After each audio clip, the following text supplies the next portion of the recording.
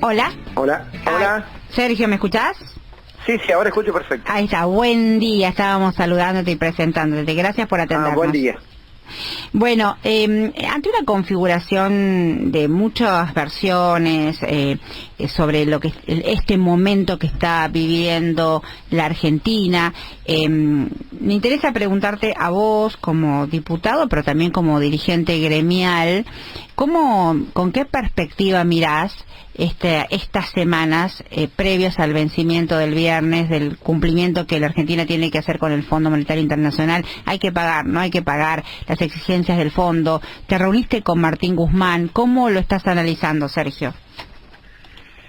Mira, creo que hay que seguir el camino que tanto expresó el presidente como la vicepresidenta de la Nación, como el propio Guzmán en todos los documentos, reportajes que han estado diciendo y emitiendo desde hace tiempo, y es decir, que la Argentina no puede pagar sobre la base de un ajuste, sino que lo tiene que hacer sobre la base del crecimiento de la economía.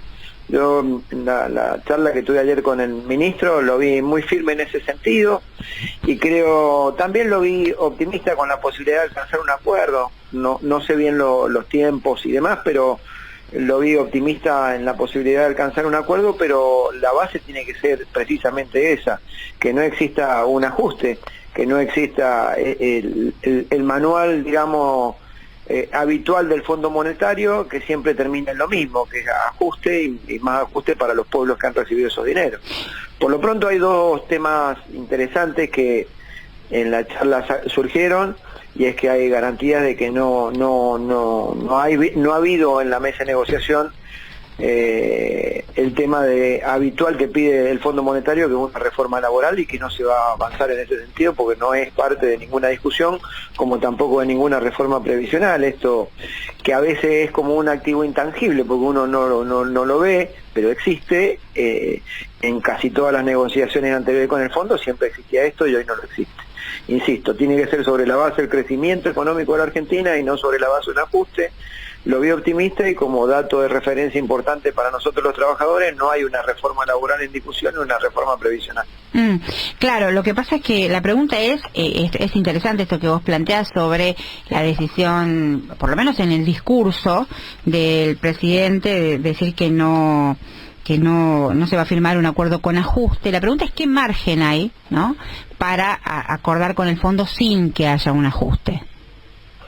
Bueno, en principio el margen tiene que ser que a partir de la aceptación del Fondo Monetario Internacional en su ponencia de hace 30 días aproximadamente, donde reconoció que el crédito que le otorgó al gobierno de Mauricio Macri no estuvo bien otorgado, que no se hizo un seguimiento correcto, que no hubo advertencias del fondo respecto a la mala utilización del dinero que se estaba haciendo, porque se levantaron todas las restricciones cambiarias sin que la economía estuviera estabilizada. Ese es el término que utiliza el fondo.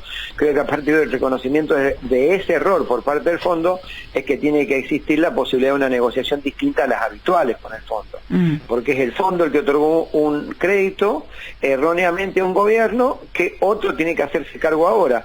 Es decir, al gobierno anterior no le hicieron cargo de ninguna de estas cosas, y las revisiones eran siga, y seguían poniendo plata para llegar a haber otorgado el crédito más importante que otorgó el fondo en la última década. Argentina encabeza ese ranking, y después le sigue Grecia con casi la mitad de la plata que le dieron a Argentina. Entonces, si dieron el crédito más grande de la década y a su vez han reconocido que lo dieron mal, el margen de negociación tiene que ser precisamente eso. Tenemos que pagar algo que le dieron a otro gobierno y se lo dieron mal. ¿Escuchaste o pudiste ver el discurso de Cristina ayer en Honduras, y el planteo que ella hace justamente sobre, no dice directamente fondo para no nombrar al FMI en medio de la negociación, pero habla... Pero acá ya se encargaron los medios. Claro.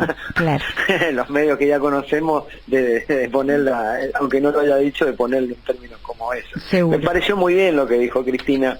Siempre la voz de Cristina es esclarecedora en muchísimos temas, y particularmente en los económicos, porque es una vicepresidenta que tuvo el ejercicio del poder directo durante 2 mandatos en la República Argentina, y que soportó corridas cambiarias, presiones mediáticas, presiones del campo, y sin embargo hizo un gobierno exitoso, como fue el gobierno también de Néstor, que a la Argentina la puso en lugares distintos de los que lamentablemente la dejó el gobierno de Macri después, en materia de índices sociales y económicos, ¿no? Así que me pareció bien lo que dijo respecto a que no se debe pagar con ajuste. Lo mismo lo ha dicho en sus cartas anteriores, que ha emitido con opiniones políticas, y me parece bien, como también me parece bien la definición que tuvo respecto a que ya no solo son golpes militares, sino que pareciera que se financian golpes judiciales también en los gobiernos, ¿no? Palazzo, ¿qué tal? Buen día. Alan Longi lo saluda. Comienza este año, empiezan las negociaciones paritarias para la bancaria. ¿Cómo viene esa negociación justamente?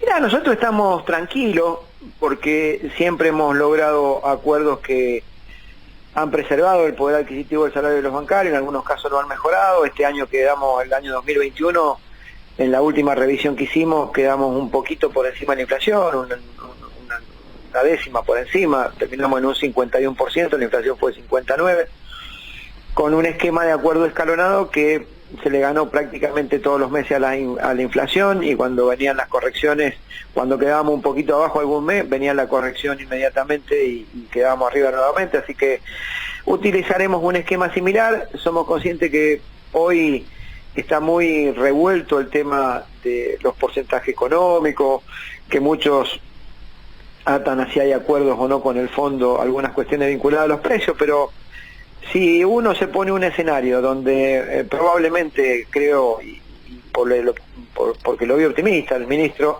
vuelvo a decir, no sé los tiempos, pero sí lo vi optimista en alcanzar un acuerdo. Uno piensa que con esto las tensiones cambiarias ceden y deberían ceder algunos precios.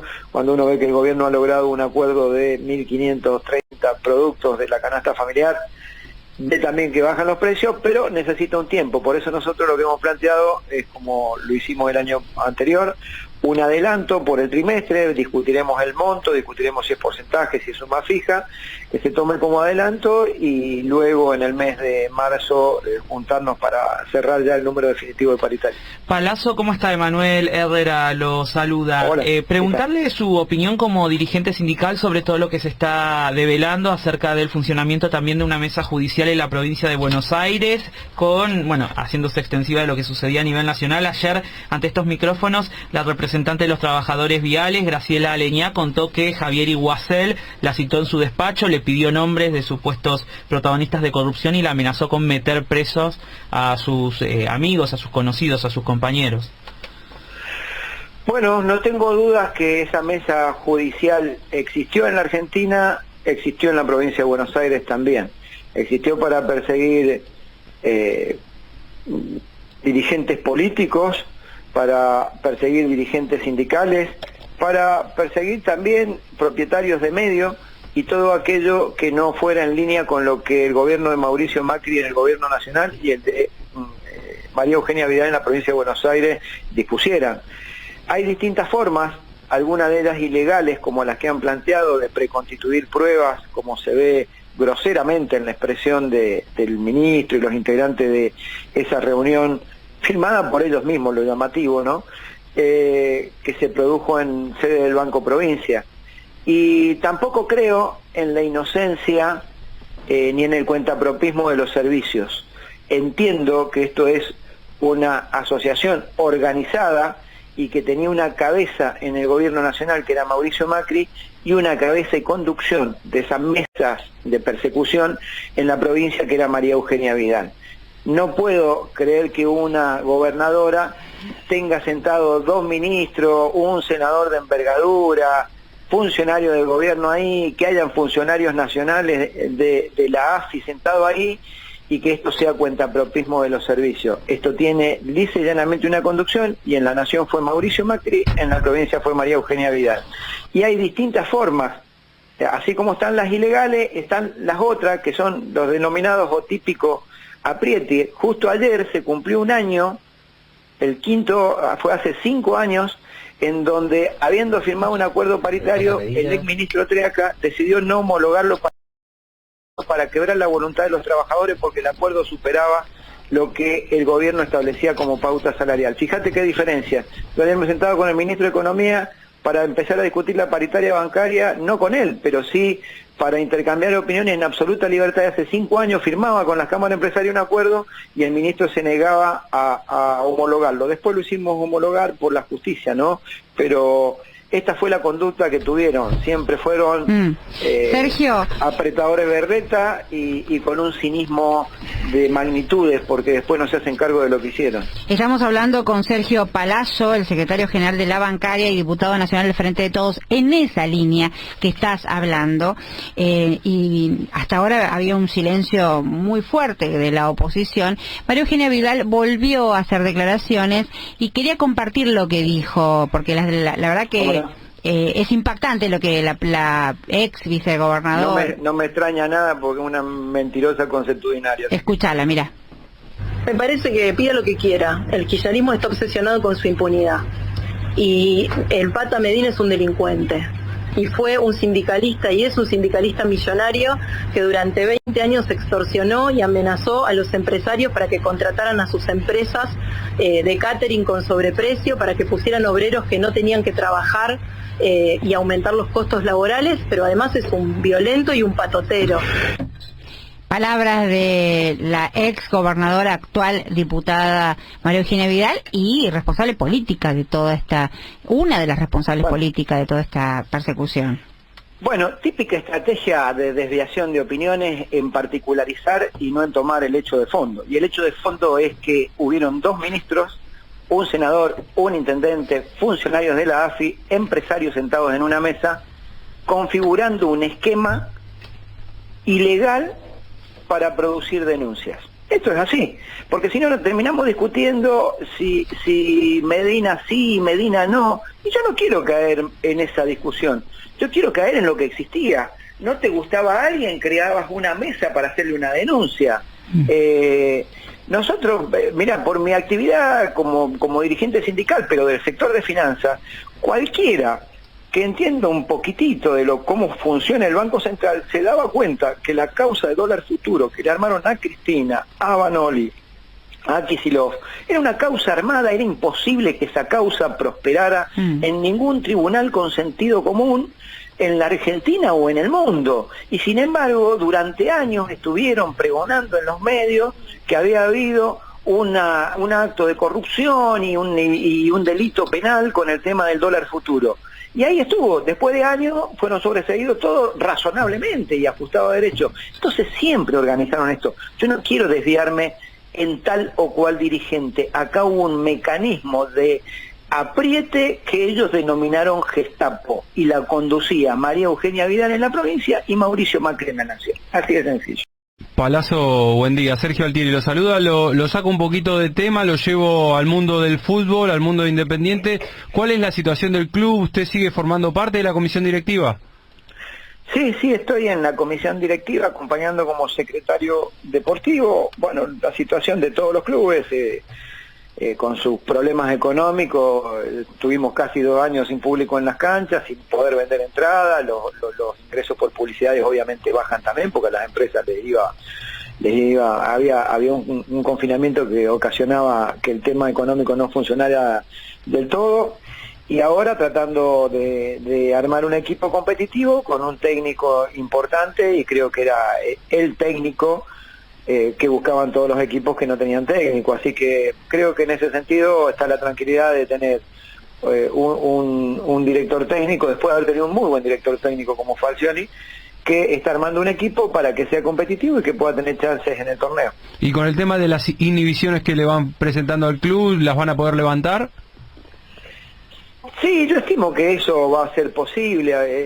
Los clubes lamentablemente se manejan a venta de jugadores, es decir, generás algún buen jugador, lo vendés, con eso vas cubriendo deuda o mejorando tu situación económica.